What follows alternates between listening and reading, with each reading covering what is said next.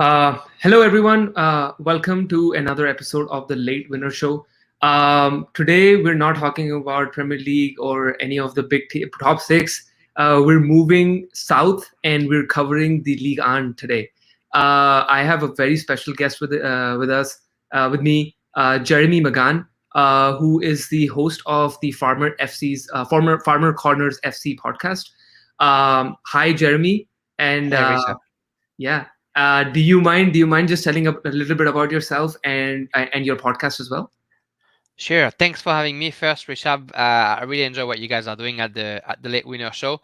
I think the last couple of episodes on Tottenham and Brentford were pretty spectacular. So good stuff.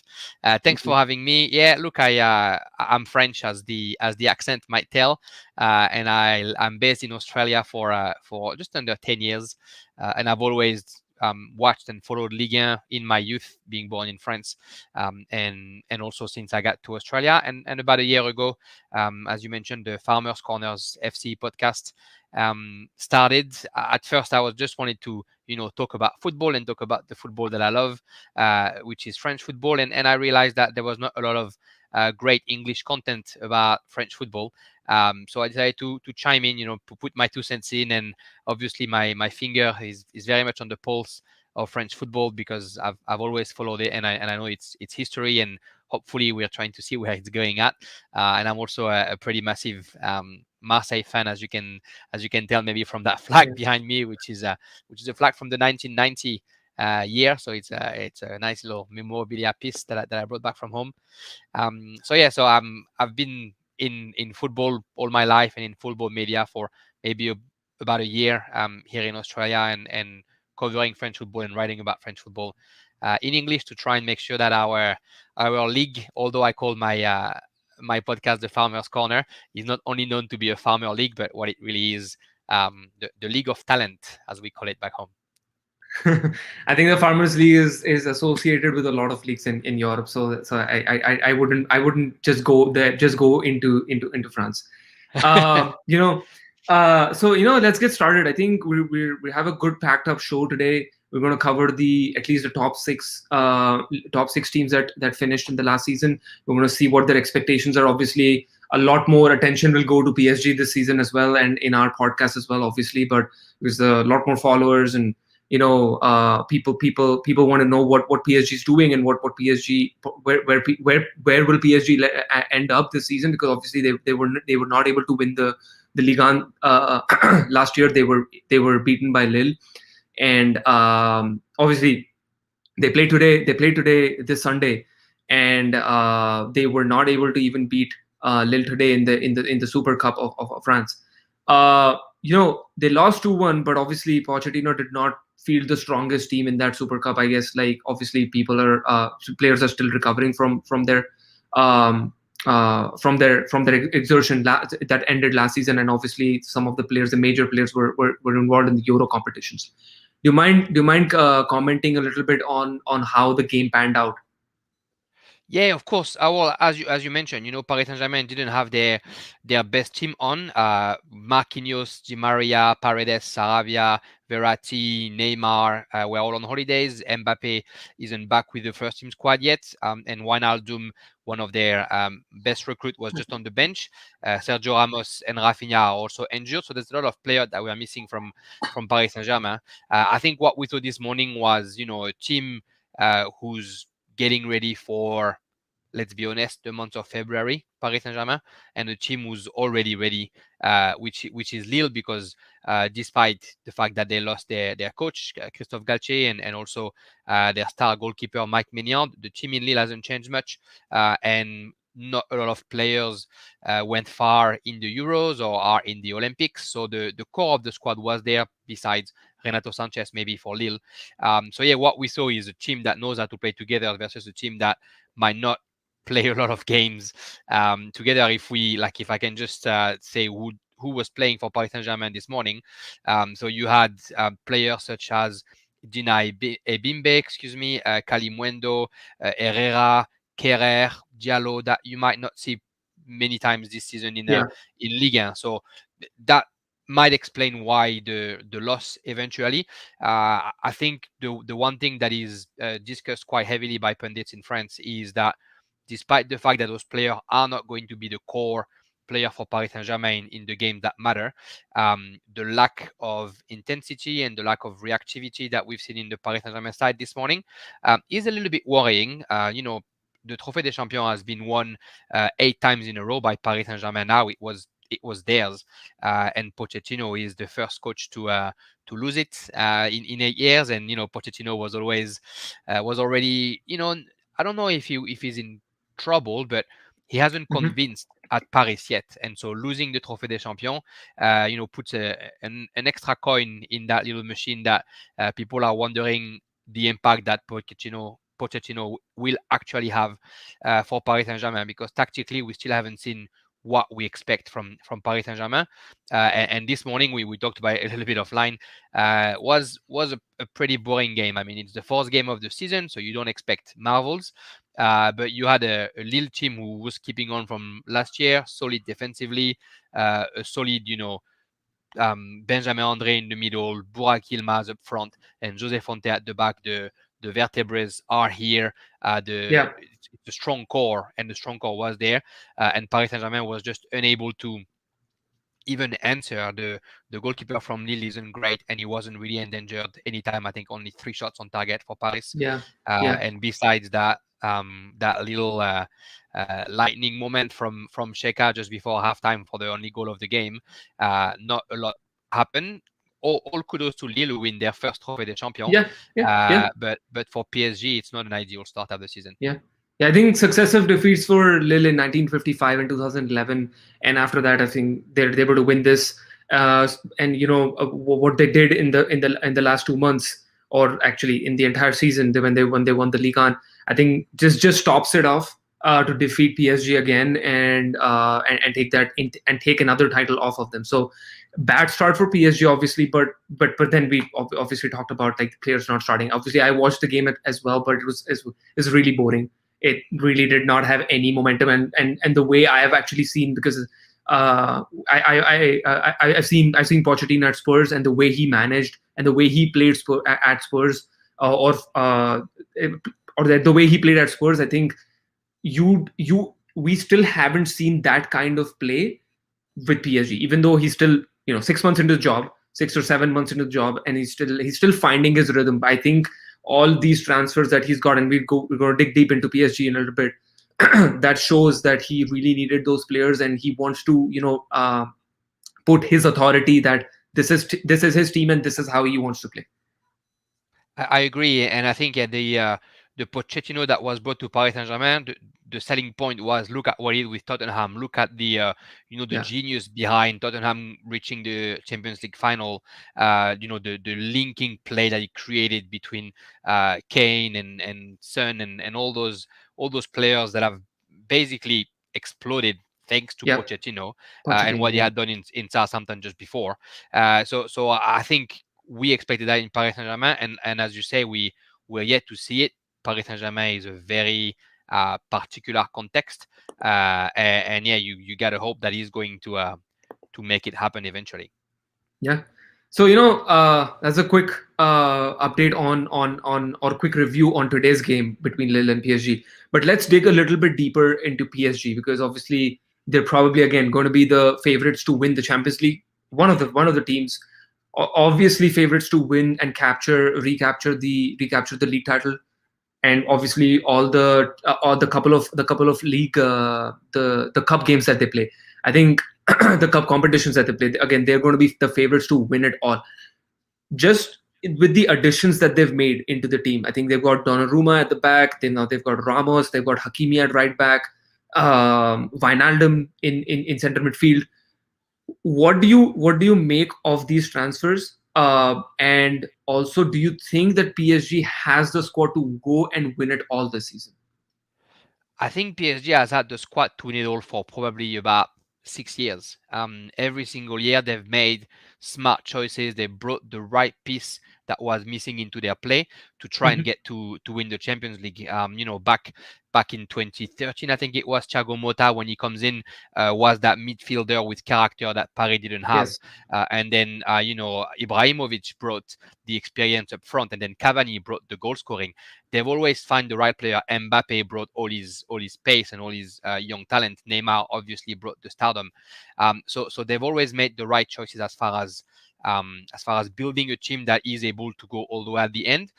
Then there's been a mix of bad luck, I guess. Barcelona, Manchester United, but bad luck losses, and also a mix of that particular context that I just talked about in Paris Saint-Germain.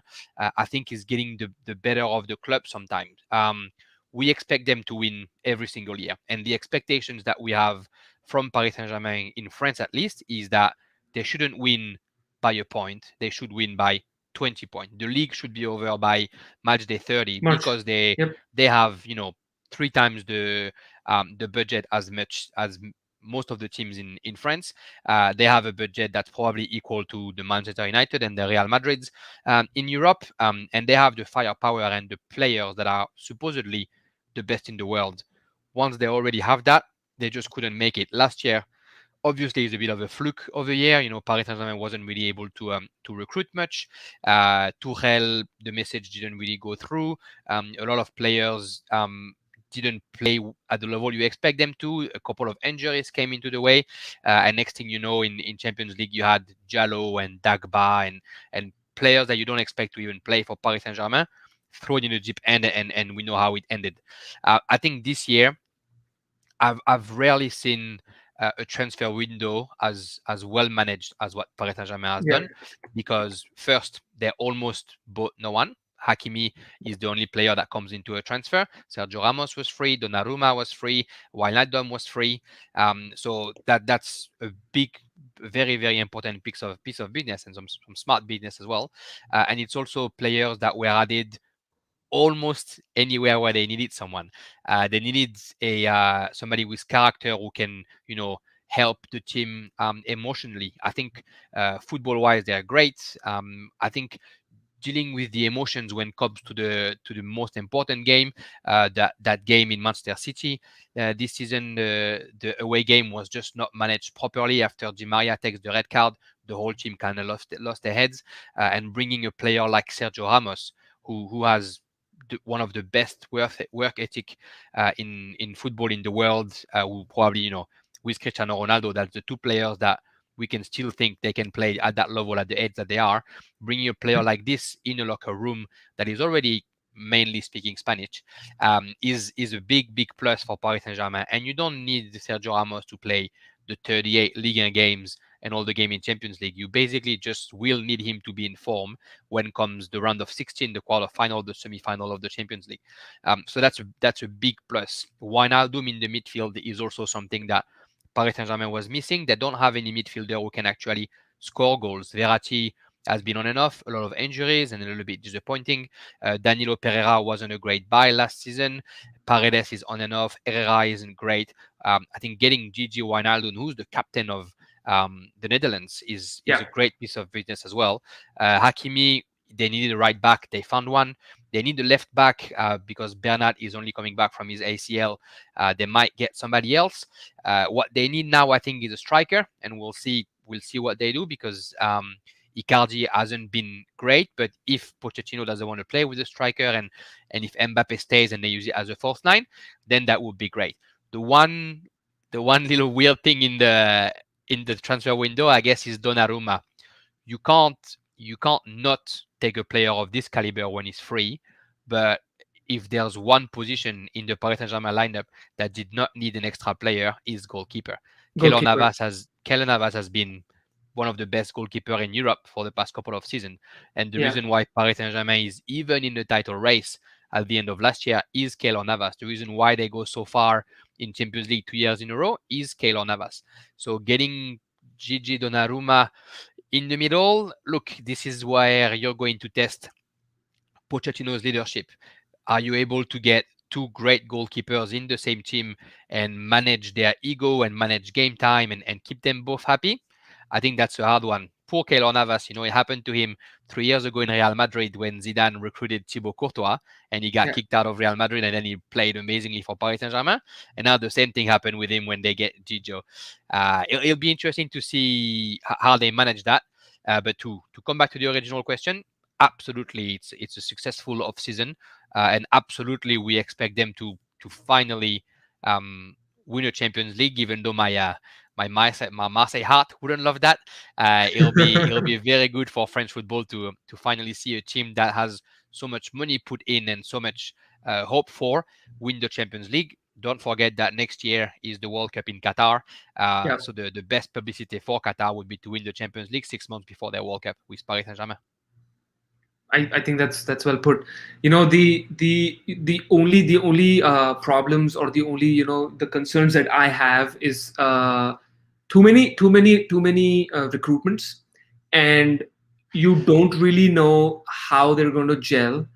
And just because of the exertion, the amount of football that's been played in the last 9 months, it's been insane. Like, the players have been playing in and out and in and out, and that's why you really, even though PSG has done really, as you mentioned, if they've done really good business, and they've done the business very well before their league started. They're not still looking for players. I think their squad is up to date.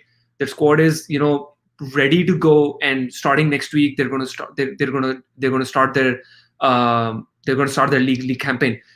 But that's where Pochettino's man management would come in. I think he needs to make sure that he realizes the players that he needs, and he needs to make sure that these ego clashes, do not happen in that team, because it just takes a minute to have that ego clash, and the entire team just derails from there.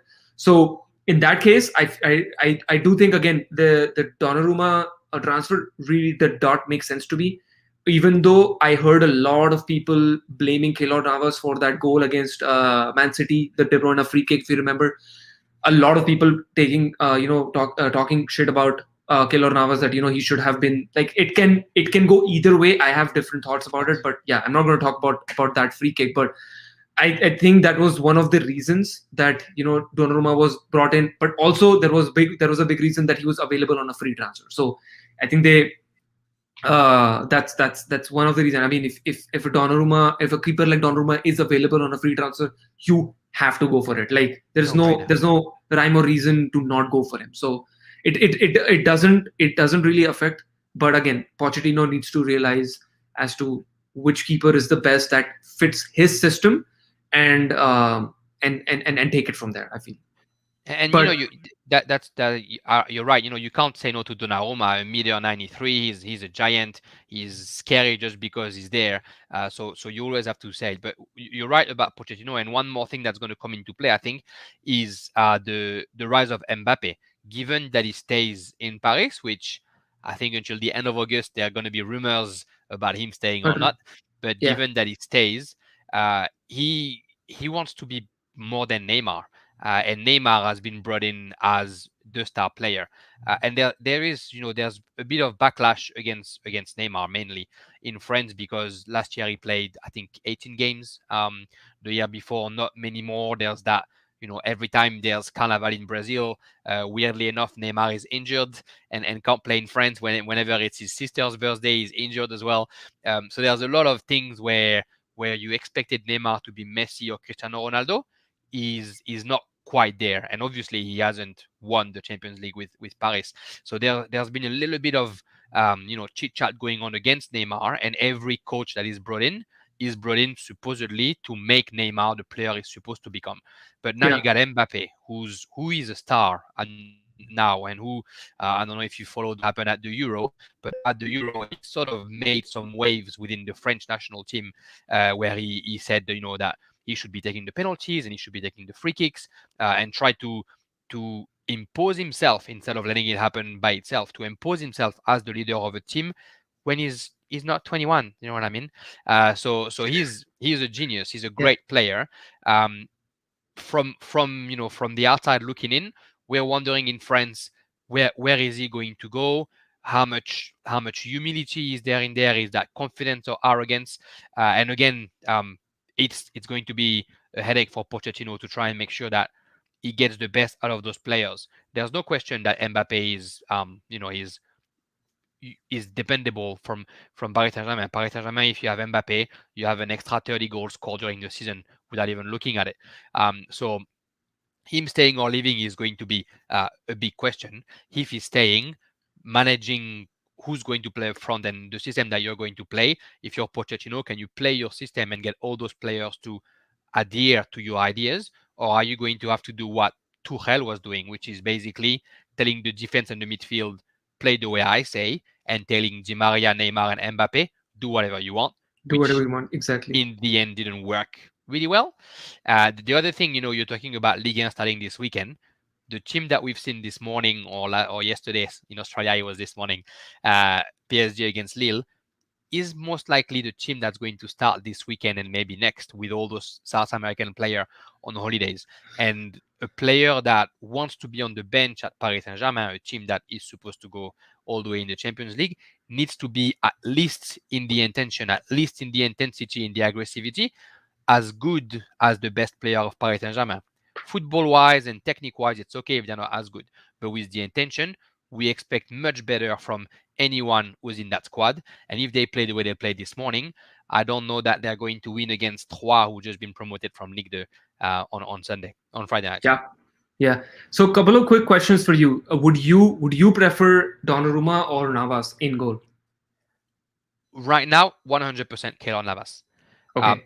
The simple reason is Navas has the experience of what Ligue 1 is and what it looks like, of what Champions League is and what it looks like. And Donnarumma has only played in his own club and has only played a few European games in Europa League last year. So right now, I'd say Keylor Navas, almost a smart piece of business is to try and loan Donnarumma to a team who really needs a goalkeeper for a year. So you squeeze the last bit of talent that you have from Navas for one season. And then Donnarumma is 100% the future. He's going to be the best keeper in the world. But I take the last year from Navas. I think I feel the same way. I think Navas should start, and I think he will start. But I also think that Donnarumma will play his football politics into Pochettino's mind, and he will get his way into PSG's teams. I think the same way happened with, and as you mentioned about Courtois, right? It's the same thing happened with Courtois when Zidane brought him and when Navas was already there, and like we all all of us were like it didn't make sense, like why Zidane actually brought, like he had such a spectacular season last year and like he's been doing such a tremendous job as a goalkeeper for Real Madrid, but then it makes sense. But again, it's happened again with him. You don't know if it's gonna be the same result. I really feel that Navas should stick in the goal just for, at least, again, as you mentioned, just squeeze the last bit of juice out of him and then see where PSG can go from there. And then another question I had for you is who do you think will have the larger impact on the team? Would it be Wijnaldum or would it be Sergio Ramos? I'd say both in different areas. On the pitch, Wijnaldum 100%, because you expect him to actually play most games this season, and you expect him to lead from the field. Off the pitch, I think when you listen to Real Madrid fans and Real Madrid players, Sergio Ramos in Real Madrid at his age, when he didn't have anything to prove to anyone, was the first one at training, the last one at training. So he's going to bring something that Paris Saint-Germain sometimes lacks, which is professionalism off the pitch. That the invisible workload that professional players talk about, the me always keeping in shape, being careful to your diet. Sergio Ramos is known to do all those things perfectly, and the last time Paris Saint-Germain had a player who was like that, it was Ibrahimovic, and Ibrahimovic transformed the locker room and was literally a second in charge next to Laurent Blanc to make sure the team was working well. So Sergio Ramos will have an impact that can't be underestimated inside the locker room and in training and explaining the players what it takes to win as many Champions League as he has, and to be double world champion and the Euro and all that. But on the pitch, I think we're going to see how good Wijnaldum is, because I don't think France knows how great this Dutch player is. Yeah, I think I agree with that. So I think that definitely concludes and gives us a really good in-depth analysis on what PSG is and what PSG will be in this coming season. And I hope And I really hope that they do well in the competitions that they play, because they really have the team, and I'm willing to call them the super team this season, because they really have like superstars in every position that they play. So they've done really brilliant recruitments, as we already talked about. But now let's move to the other teams in Ligue 1, and let's talk about Lille, who defeated PSG for the Ligue 1 title last season. Christophe Gatlier stepped down as Lille coach just 2 days after Lille won title. He said, "Yeah, I think I've achieved what I came here for, and I think it's time that I take up a new chapter in my life." And I think now he's coaching. He'll be coaching Nice in the new season. And Lille have already announced that their new manager would be Jocelyn Gourvennec. And sorry, but is that the correct pronunciation? I don't know. But Jocelyn Gourvennec, yeah. okay, yeah, Jocelyn Gourvennec. So is their new manager.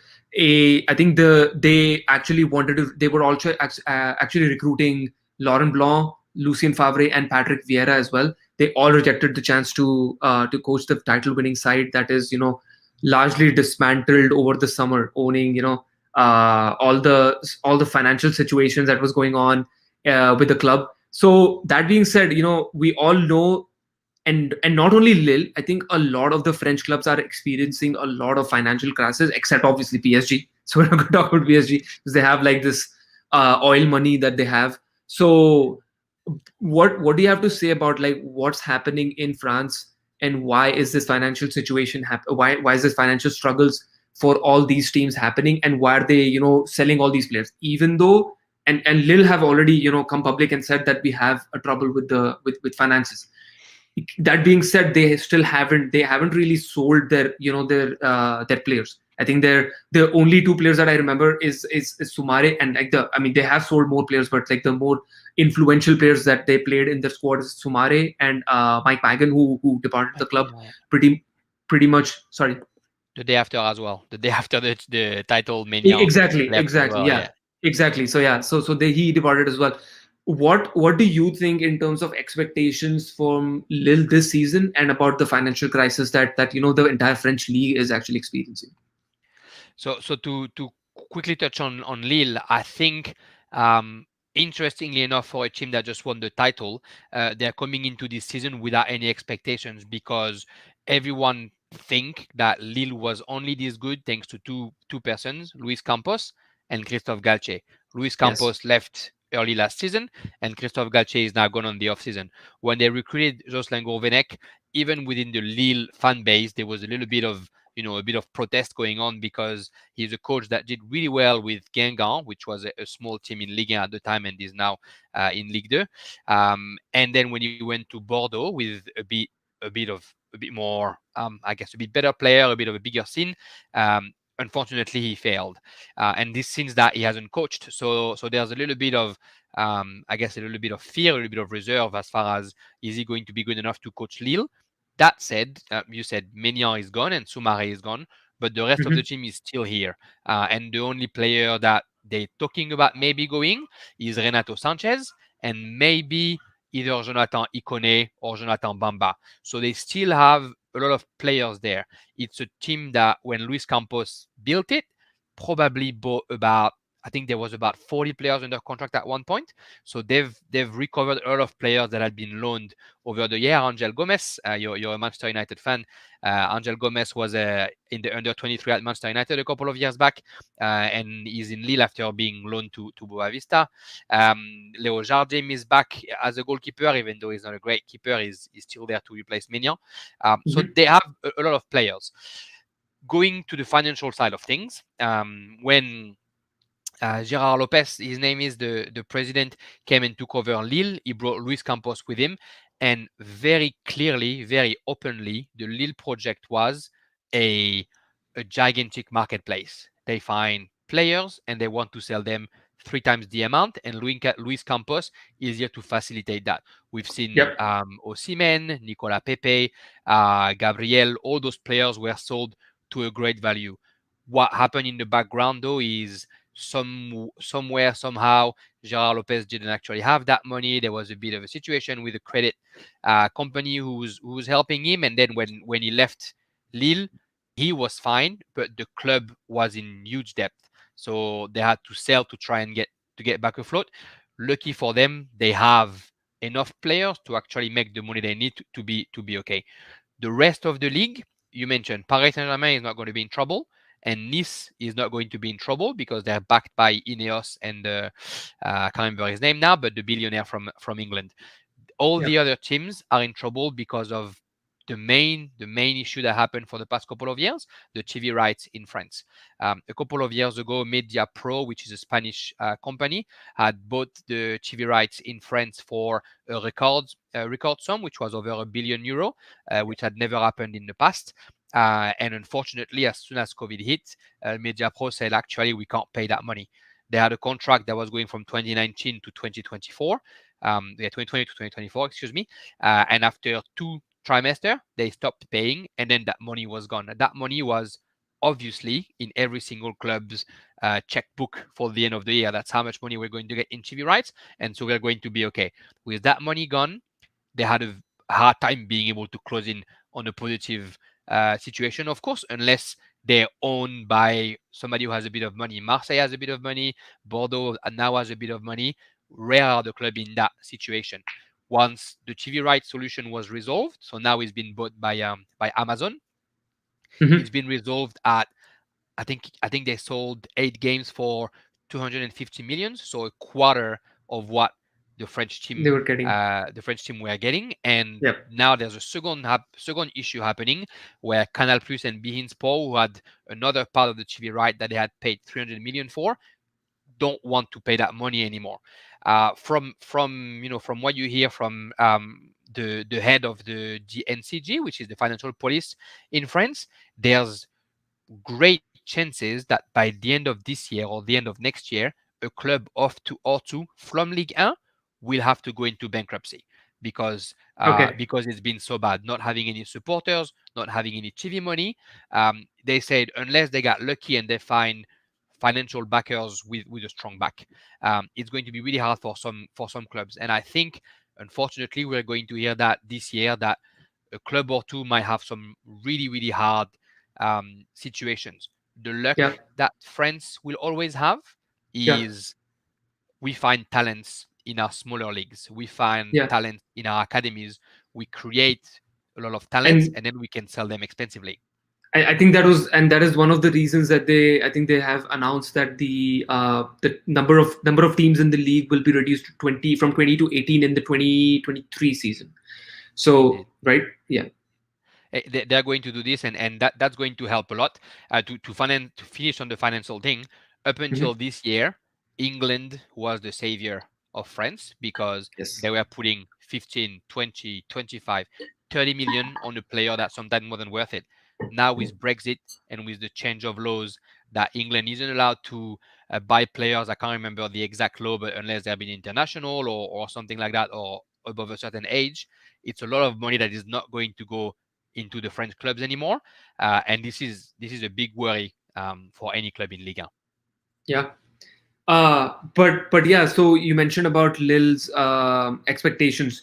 Do you think that they are in for another a title fight this season, or it's that's not looking likely this season?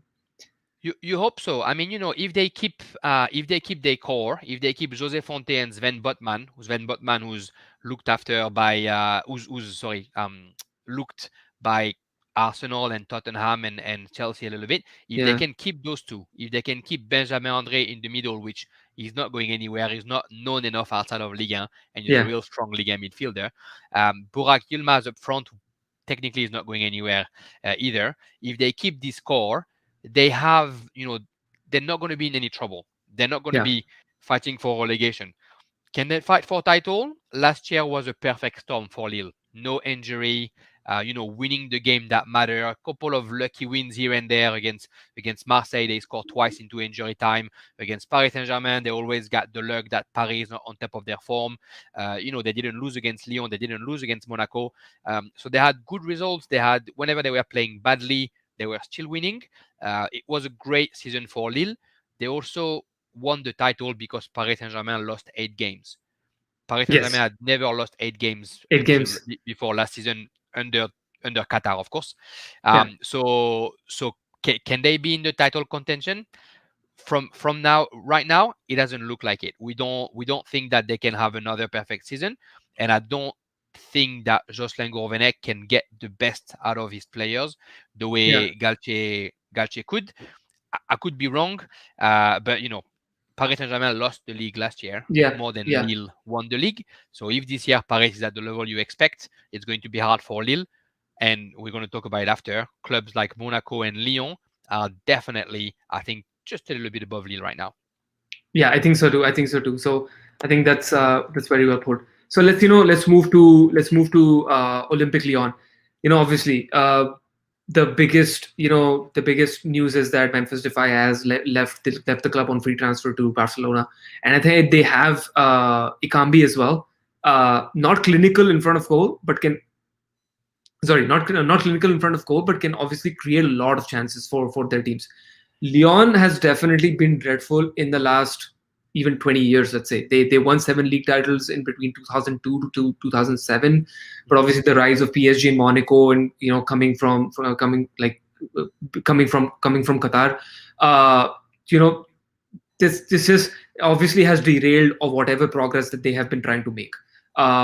What's been actually going around that club? Do you think that they were pretty much competitive last season? I really think that that's going to be possible this season, knowing that most sorry, I really don't think that's going to be possible this season, because knowing that their most impactful player has actually left now, because everything ran through Depay last season.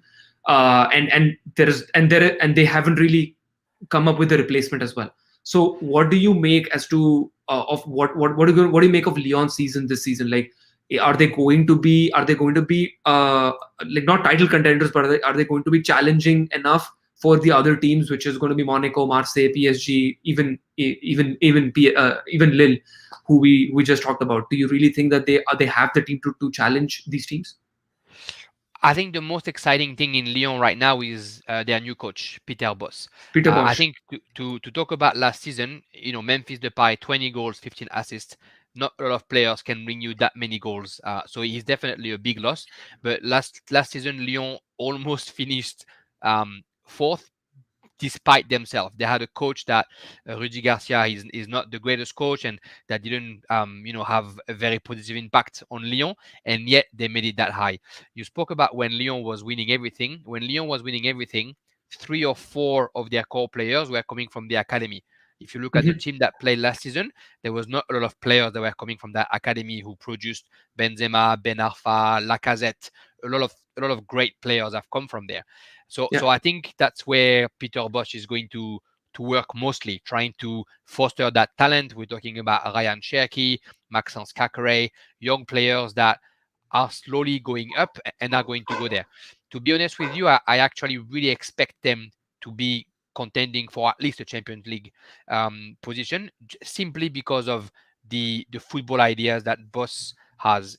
He's a pupil of Johan Cruyff. He likes total football. When he was at Ajax, he had that wonderful run in Champions League. When he was at Leverkusen, even if he was just for a year and a half, he proposed some really great football, really exciting football, and that's what it's going to do with Lyon. You have a player in Lyon that last year show a rebirth after a bit of issue in Milan. It's Lucas Paqueta, and I Mhm. think he's going to be again the main attraction in Lyon. If they do get that goalkeeper from Ajax, Onana, which they are apparently very close from buying, once his doping ban is gone, which should be in November, if I'm not mistaken. He's going to be probably the best goalkeeper with Donnarumma in the future. So they are Yeah. doing the right things. They kept their core. What I'm worried about is Peter Bosz loves building from the back, playing actual football, passing the ball and going forward as fast as possible.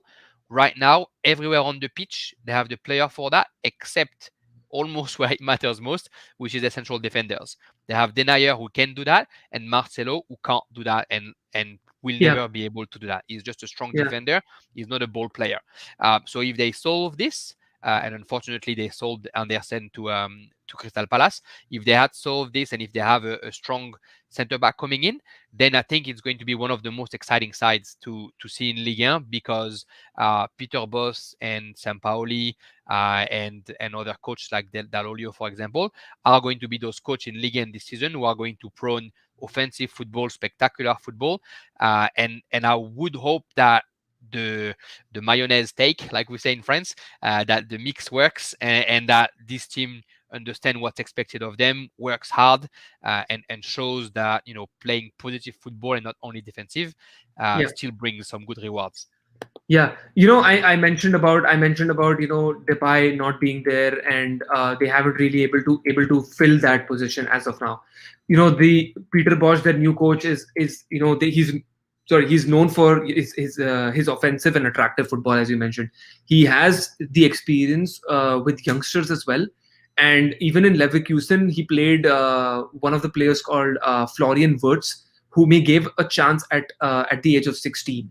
So he started really well in Germany last season as well, but after the winter break, it went all downhill from there. So obviously it didn't work. But I remember watching Leon Bailey and all these Patrick Schick combinations in Leverkusen. They were splendid going forward. And again, as you mentioned, he likes to build his play from the back. But again, they don't really have the players. They don't have the players at the center back at this moment. But really, his overall objective is to just get where Lyon used to be before, just playing that kind of attractive and passionate football, going and attacking the goal, which I think they have the players to do in the attack. But really, it's all going to be what can they do in this next coming month. If they can really fill up those, a little bit of the central defensive and the center backs positions, I think they have the squad. Again, not challenging for the title, but they have the squad to actually at least challenge these teams in the Liga. And they lost Memphis Depay, but they got Moussa Dembele back, who had a good couple of seasons in Lyon and then didn't play really well, was loaned out to Atletico Madrid, didn't do anything over there, and now he's back. So up front, they have Dembele, they have Toko Ekambi that you mentioned on one side, who's a bit clumsy, ball to fit, but who's lightning quick, and you need pace in this day and age. And on the other side, they have Ryan Cherki, that wonder kid who's 17 years old. They have Tino Kadewere as well, who's a young striker who scored a few goals last year. They have Slimani, the Algerian striker who's 32 years old, who played really well with Ben Yedder a couple of seasons ago in Monaco. They said that they're not looking for a striker to fill the void that Memphis Depay has left, but they are looking for a winger that is at least as fast as Toko Ekambi, because Peter Bosz wants that pace on the wings. Like you said, I think you're right. They might not be in for title contention, and what Bosz is asking for is players. You really want all the players to be behind the coach to succeed. Otherwise, like we saw in Leverkusen, it works for 5 months and it doesn't work anymore. Are the Lyon players able to get there? Time will tell us, but it's an exciting time for Ligue 1. For Lyon, yeah, exactly. Let's move to the other Olympic team, which is the Olympique Marseille. They have their new president Pablo Longoria and Sampaoli as their coach, who joined last season itself. And they've done a lot of signings and a lot of quality has been brought in. They have Payet, they had already Milic. I think Gerson, who's they recently bought. The Flamengo supporters were really not happy about him leaving for a club like Marseille, but they really wanted him to go to a club like Madrid and Barcelona. I think they got Perez, the defender, who can also play a center back and left back. Florian Thauvin, I think we mentioned that's a big loss from them, even though his form wasn't really good in terms of last season. They obviously got Pau Lopez as the keeper from Roma. They got Cengiz Under from Roma as well. They have William Saliba on loan. They have Guendouzi on loan from Arsenal. And I think I'm missing one more player. But yeah. Sorry, yes, exactly. So, but they have done a lot of signings. Again, it comes down to a lot of signings. But again, I think they already mentioned that they wanted at least 8 to 9 players in this transfer window, which I think they're pretty much close to where they which I mean with the signings that they wanted. But again, I don't really know if this will again disbalance the team, and if Sampaoli can get all these players going and going together. Again, these players are all the players that nobody wants at their clubs. So they have brought those players at Olympique Marseille. So again, it's literally the coach's job now to revive their careers and see how can he get the best out of them. It's a risk, right? The Senji Yeah. Zunder and Paolo Lopez. If you listen to Italian specialists, they'll tell you that Paolo Lopez is one of the worst keeper in Serie A. He can't play with ball to feet. Yeah. He made that crucial mistakes against Lazio, of course, in the derby, Yeah. which cost them the game. Senji Zunder is full of talent, but he loses the ball more than he does anything else. It is a risk. I think what Marseille is doing He is he very crummy. he conceded 6 or 7 goals against United in the I Europa League. remember. Yeah. That's true. So Yeah, yeah. that's true. I forgot Yeah. about that. So he's not a great goalkeeper, but the goalkeeper in Marseille is pretty good right now. He's just a little bit old, Mandanda. So it's good to have some real competition, Backup mind you. keeper. Paul Lopez came because back when he was in Spain, everyone loved him. So it's also that connection, and Yeah. Longoria wants to bring him back. I think Olympique de Marseille right now is very exciting because they're taking a turn that Marseille fan expected them to take 5 years ago when Frank McCourt, the American owner, took over, which is how do we spend smart money instead of spending big money. They spent all that money on Payet to bring it back, and it worked to a degree. They spent all that money on Tovin, and it worked well for 2 seasons, and then it didn't work anymore. And then they spent money where they didn't need to spend money with Radonjic, Strootman, and other players that didn't produce as much as we wanted them to produce. Not to mention, buying strikers at the 11th hour on the 31st of August, like Mitroglou or Benedetto, who unfortunately didn't pay off. Now, Pablo Longoria arrived last year in the middle of a crisis in Marseille and slowly started to put his pawns. And Pablo Longoria is, one of those wonder kids, genius of football, who's touched everything, who was a scout at 20, who was a head scout at 27, who worked in teams like Juventus, worked in teams like Valencia, and slowly built his reputation as the guy who finds player that no one knows and gets the best out of them. Somehow, within 8 months, he went from sporting director to president of Marseille, which is probably one of the youngest presidents we've ever seen at only 36 years old. But what he did is using all his network that is built along the years to try and get the players that his coach wanted. Jorge Sampaoli, the Chilean coach, the Argentinian coach, sorry, at the head of Marseille, when he was back at Sevilla, when he was pretty successful after his stint with the Chilean national team, in his first mercato, recruited 11 players and went to the Champions League. When people were like, "Oh, it's a lot of players, and is that really going to work?" What he wants to do with Marseille is a little bit like we said about Bosz in Lyon, make a team that play attractive football, that play offensive football.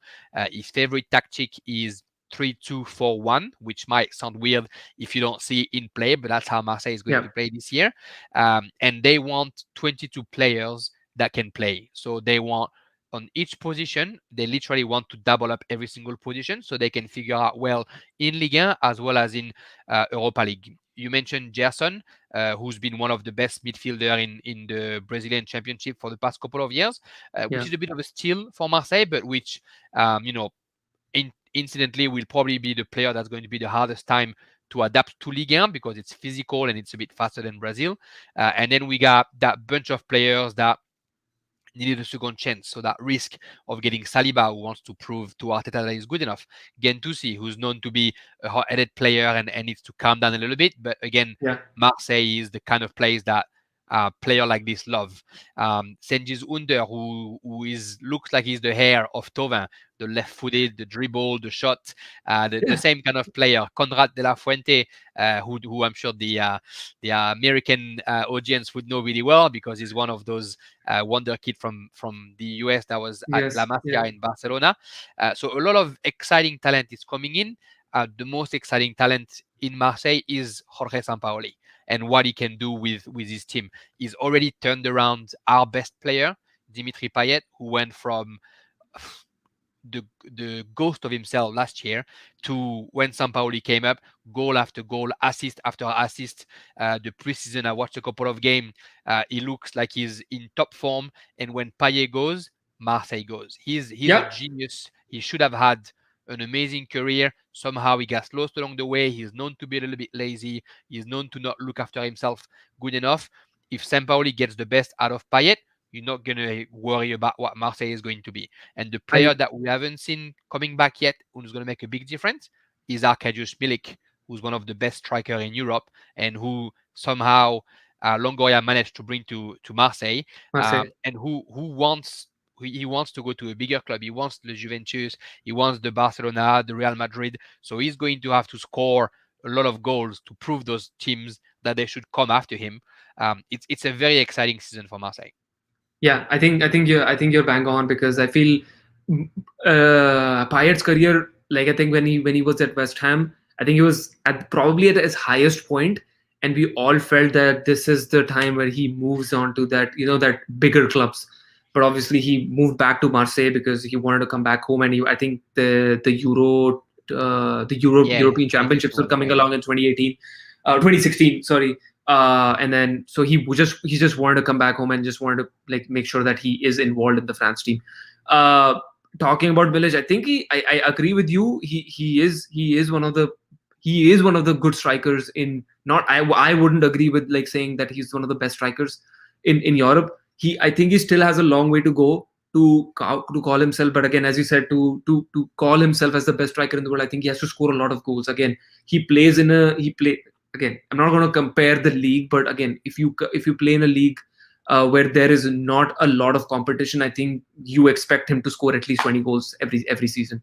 But he's not been able to. I think he's not been able to do that. Or if I may be wrong in that case. But you can correct me if I was wrong in that case. He scored a few goals with Marseille when he came. He came at the end of January, and he Yeah, scored 8 goals, if I'm not mistaken. Now I'm worried.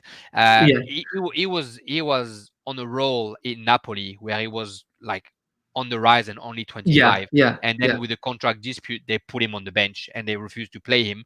So he's after his rebirth, and he's after showing that he deserves to have that big of a club. I think talent-wise, he is up there. Of course, he hasn't shown consistently because of a poor management. You know how it is this day and age in football.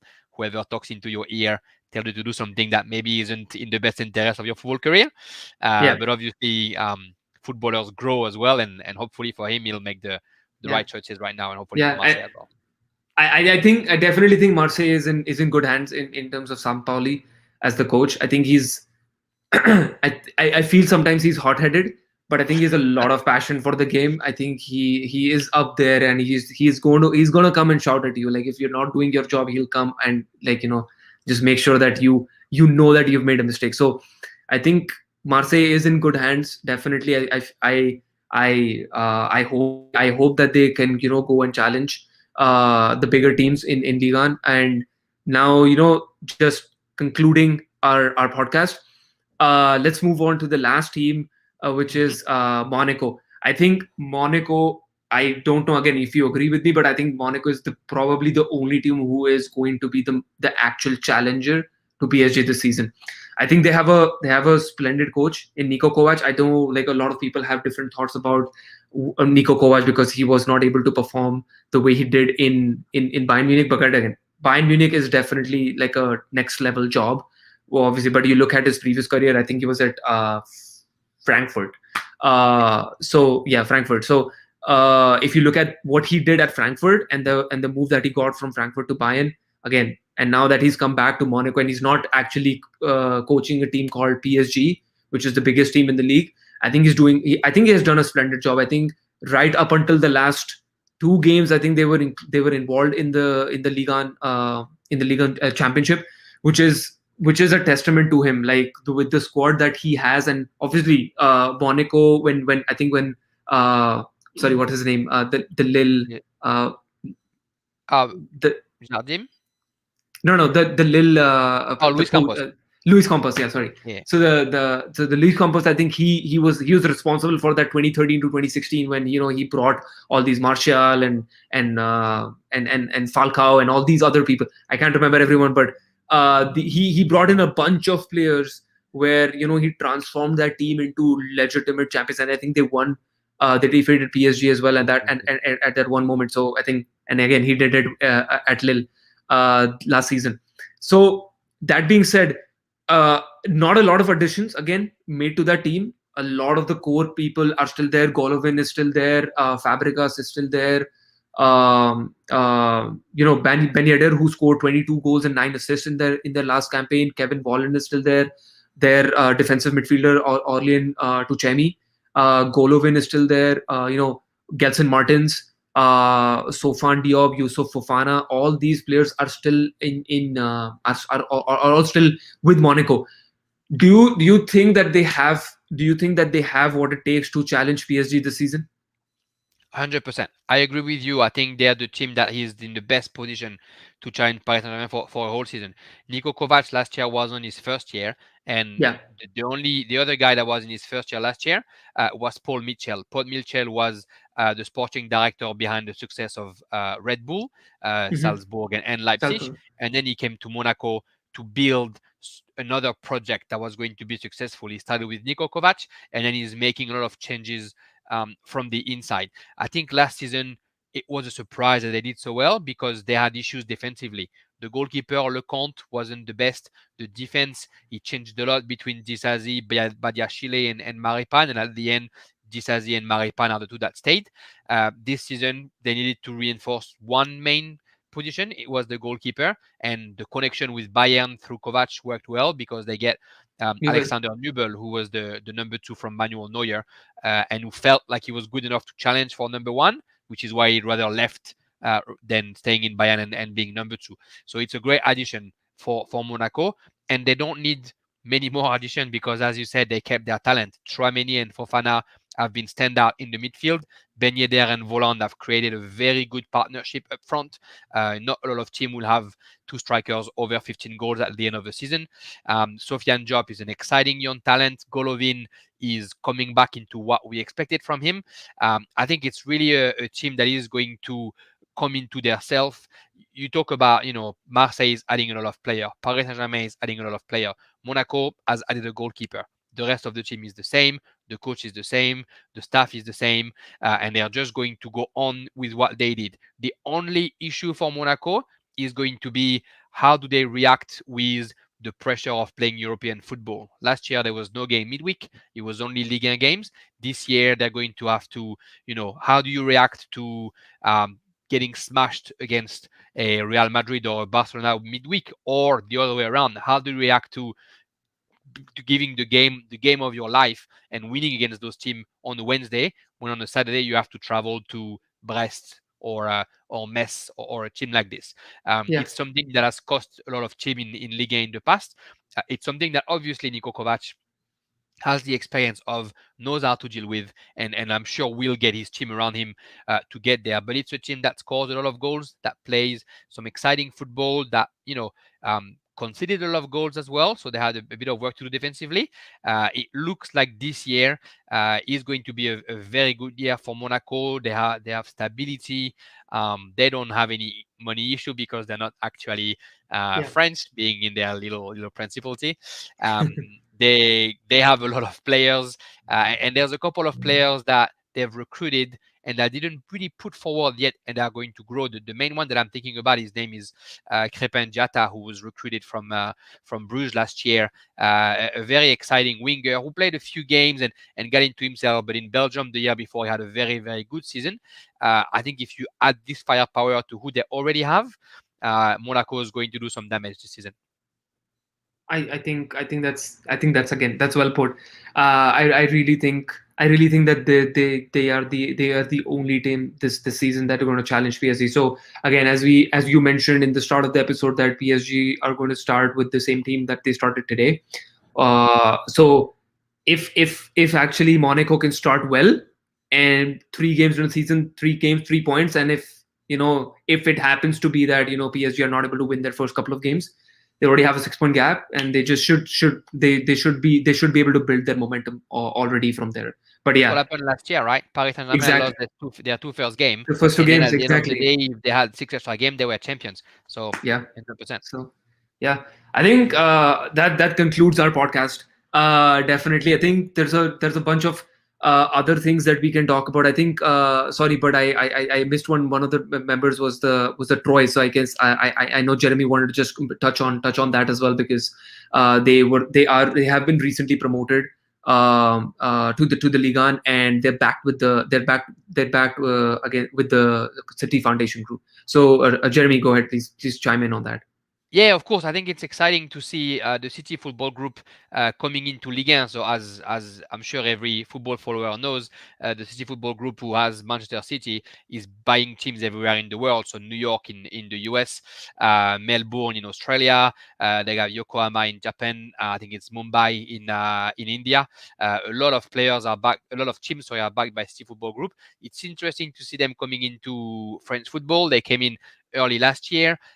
They didn't change much into the team. They didn't even give a player from Man City to that team in Ligue 2, and the team in Ligue 2 finished champion because they have a very exciting coach named Laurent Batles, who's a former player from Bordeaux Yeah. and Marseille, and it's a team that has done really well in Ligue 2 and now coming into Ligue 1. I think the most fascinating thing will be how does the City Football Group manage a team in the Big Five league, which they haven't had before. Because if Troyes manage somehow to qualify for the Champions League, they can't play the Champions League because City Football Group can't have two clubs into the same In the competition. sense. So the same way that Red Bull is doing between Salzburg and Leipzig. So it's Yeah. going to be interesting to see how this team develop. They did loan a player this year, Manchester City, Issa Kabore, a young fullback. He's loaned at Troyes, and Troyes Mhm. has done some smart recruitment, some good Ligue 1 players to try and make sure that they're going to stay in Ligue 1. It's a team that's going to be interesting to follow. And yeah, and the other one, like we mentioned offline, Bordeaux, who's been Bordeaux. historically one of the best team in France and who's struggled so much in the past couple of years, just got bought by Gérard Lopez, who had bought Lille and brought Lille to success. And Yeah. supposedly, even though Luis Campos is not coming to Bordeaux, Luis Campos' friends are still around Gérard Lopez. So it's another team to follow this season. Yeah. Yeah. I mean, I'm excited about Luis Campos. Like, I really want to know where he's going next, because the projects that he's done right The from power he Porto. has. Yeah, it's definitely exciting. But again, that definitely concludes our podcast. I think it is a definitely good podcast. We never had a Ligue 1 season in-depth talk. We never had that on our podcast. So thank you, Jeremy, for joining our Thank you. podcast and providing your thoughts on Ligue 1. And I really do hope Marseille goes on and has that and maybe has that historic Lille run that they had last season. And we will meet in 2022 and give you a great shout out. Give you a great shout out for winning the league. For sure. Rishabh, thanks for having me, man. Yeah, thank you so much. Do not forget to like, share, and subscribe to our channel, and also go listen to Jeremy McGann's podcast. It's called the Farmer Corners FC podcast. We leave the links in the description below. Go ahead and listen to his podcast. Provides great insights on the Ligue 1 every week. He has new episodes coming in every week. I think he just released his the part 1 for the top 10 teams that finished in the Ligue 1 last season. So definitely go check out his podcast. Definitely go come and listen to our podcast to get views on Ligue 1 for 2020, 2021, and 2022 season. That concludes it. Thank you, Jeremy, again. Thanks for joining. Thanks, Rishabh. Thanks, everyone.